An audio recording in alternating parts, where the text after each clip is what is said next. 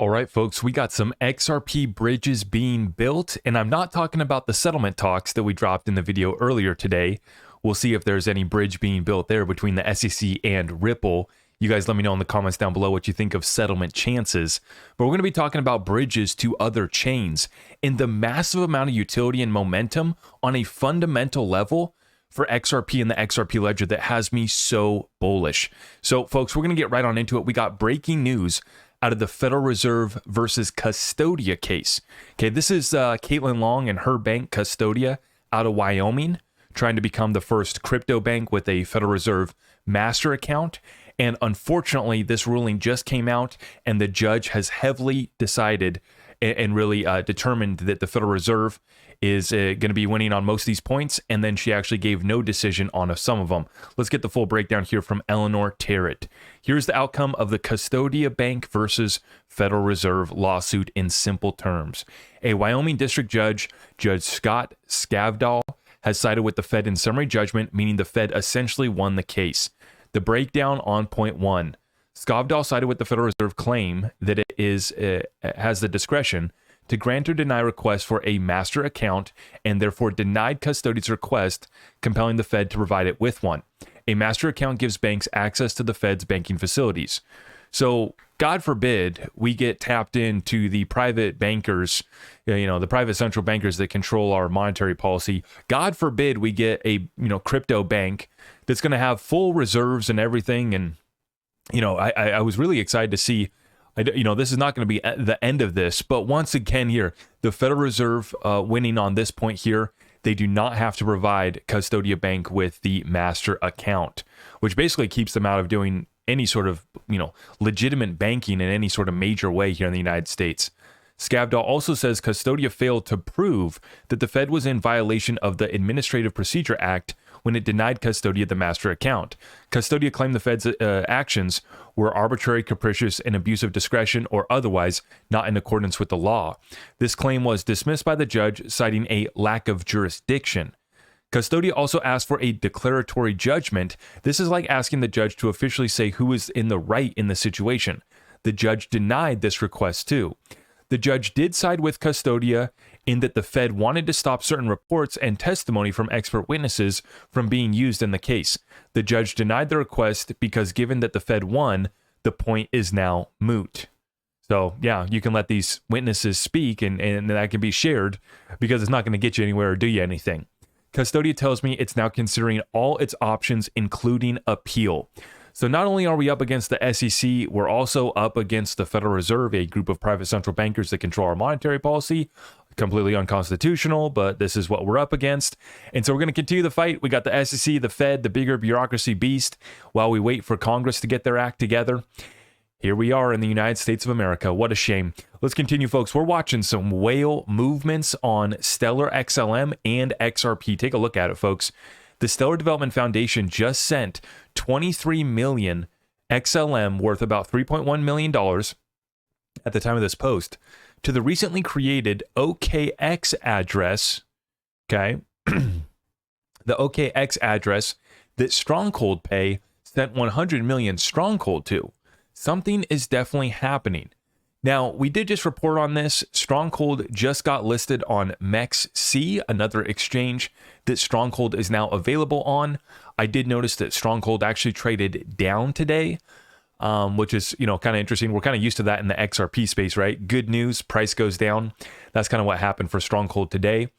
But nonetheless, big whale movements. We got the Stellar Development Foundation and Stronghold both sending 23 million XLM and 100 million Stronghold being sent to OKX. We'll be watching that one closely. Continuing on that thread, we have 210 million XRP being transferred from an unknown wallet to an unknown wallet. What is going on? I know some people are talking about the potential for a settlement where Ripple would be forced to disgorge XRP, not necessarily cash, but they'd be forced to disgorge some XRP. Do you guys think that's a potential? Let me know in the comments down below. But nonetheless, big movements, 200 million XRP. We'll be watching it closely. Let's get into it, folks. So I titled this session, XRP Bridges Being Built.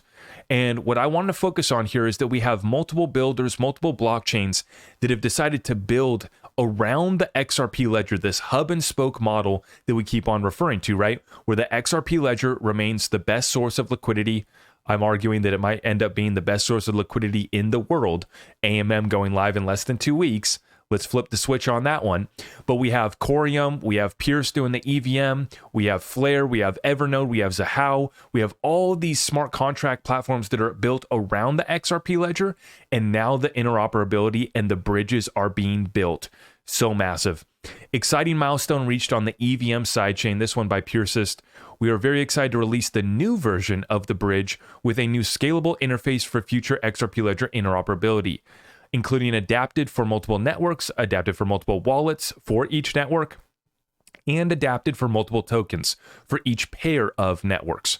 This will allow us to add to the portal all the networks that have bridges with the XRP ledger and list multiple wallets for all these networks. We're going to connect it all, folks. This is the interoperability that we've been waiting to come in. And the best of all, dynamic bridge creation for any ERC20 IOU token by the user to enable permissionless cross-chain applications with any asset. I mean, I'm still trying to wrap my non-technical mind around, how all these bridges are going to work. And as always, we see that the bridges is where we get exploits, where we get hacks. And so we want to make sure that this is very secure. Just like we saw with the AMM, right? We found a bug before the AMM went live. We found another bug after the AMM went live. We had to introduce the amendment, and God bless Ripple, Orchestra Finance, some of the other validators and developers on the XRP ledger that came up with a fix so quickly.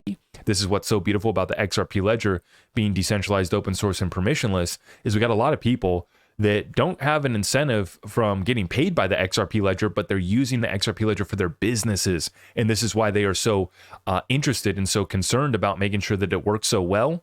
And so the resources, the money, the brain power, and the developers that are moving in on this ledger is only set to grow as we get more utilities, more bridges. And now when the developers and the builders show up to the job site, we can hand them a tool other than just the hammer, right? The hammer represents the fast, efficient payments that the XRP ledger has always had. But now we got NFTs, so we're handing them another tool. Now we got AMM, hand them another tool. Soon we get the cross-chain bridge, XLS38D, hand them another tool. We're not done. Decentralized identity, hand them another tool. And you put this whole thing together, we start to build a masterpiece. And that's what's being built out in and around the XRP ledger right now. Got to give a huge shout out to Coreum. The XRP Ledger Coreum bridge is now live for builders. Designed to leverage the distinct strengths of both platforms, the efficient payment protocol of the XRP Ledger, and Coreum's advanced capabilities with smart tokens and IBC interoperability. Bridge to the core is what they say. How does it work? The bridge taps into Coreum smart contract logic and the XRP Ledger's secure multi-sig accounts to facilitate secure transactions through a network of relayers. This way, the flow of assets is decentralized. There is no individual entity that operates it or holds user assets under custody. Review the official docs here. This kind of sounds to me like what they're trying to achieve with the decentralized identity, right? Where it's not the the Orwellian global ID, the scary ID, right? But it's decentralized ID, right? Looks like this is the same thing that's taking place here with this bridge, where it's happening in a decentralized way. The flow of assets being completely decentralized with no individual entity operating or holding the assets under custody.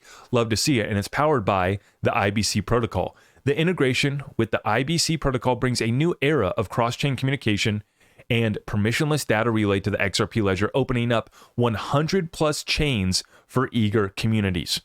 Interoperability Renaissance. How about that for a hashtag? Interoperability Renaissance. Maybe I should have thrown that in the title. In partnership with Sologenic, 150 plus assets, including XRP and Solo, are ready for Cosmos exploration, empowering builders and users alike with new liquidity, ecosystem growth, and extensive DeFi capabilities. It sounds pretty dang good to me. Now, I'd mentioned this in the past. I'm going to show you here once again, right? They just cited how many chains are they going to connect this? 100 plus chains? 100 plus chains, 150 assets on Sologenic. We got the EVM sidechain connecting us with every other ERC20 token project, but we're not done. And so what this is right here is this was Axelar network connecting over 60 chains to the XRP ledger. And this was from the AMM update space held by David Schwartz and Jazzy Cooper from Ripple, right? And Bob Ross, the partner, the founder, co-founder of Coreum and Sologenic, he had put out a tweet after this, kind of feeling spiteful, they should have got a shout out. But I'm going to play the clip and you guys can listen to this. But I'd responded to Bob and I said, Bob, they didn't endorse the claim that Jason Ma is head of DeFi at Axelar and he was previously at Ripple, right? David Schwartz and Jazzy, they didn't endorse the claim that he had made about being the first, right? Because in this session, you're going to hear him say that they built the first bridge. Okay, they just let him speak and maybe Jason misspoke. I understand why this is frustrating and we definitely want to give credit where it is due. You were the first and Axelar Network is bringing another 60 chains as well. Huge shout out to both teams for bringing utility to the XRP ledger. It's all love. It's all massive momentum for the XRP ledger. They're connecting 60 plus chains. They're, with Coreum's going to connect 100 plus chains, Sologenic, 150 plus assets, EVM sidechain with Persist. This is connecting us to, I guess, the tens of thousands of tokens on the token factory over there at Ethereum. I don't know if we want to connect with 99% of those projects, but nonetheless, the utility is there. That's what matters. And what matters is that the utility is coming in. The interoperability is coming in. And listen in on this one, folks. We don't have to worry about who was first, who was last. Let's give credit where it's due. Absolutely understand that. But we don't need to get too caught up in, who was first. Let's figure out who's going to do it the best. We got 60 chains here, 100 chains there. It all sounds great to me. Listen in here on Axelar, Jason Ma, explaining what they're building out right here. This is with Jazzy Cooper. So thank you, Jason, for waiting patiently. We'll shift over and bring Axelar into the discussion. Jason, can you tell us a few details as to what this integration with the XRP ledger looks like and what it will bring to the ecosystem?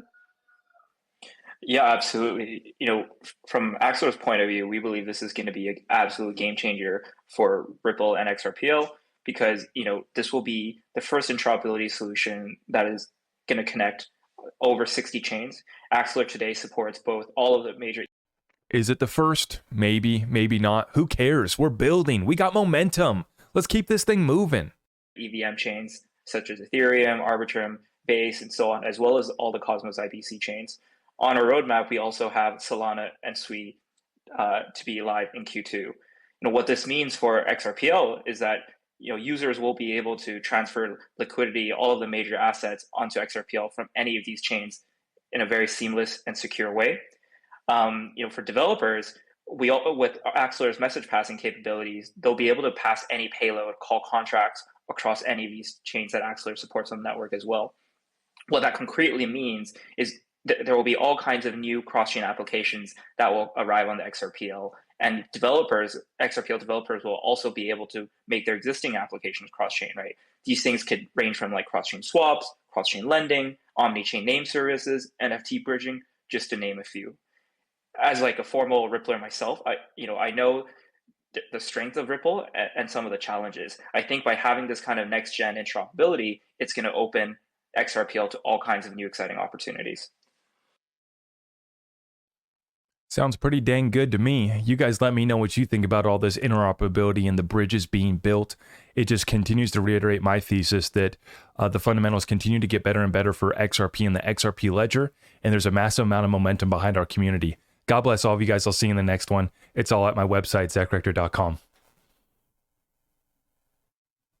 I am your host, Zach Rector. I really appreciate all of the love and support. If you want to support the channel, just remember that you can start by smashing that thumbs up for me, sharing this content far and wide, and everything else is at my website.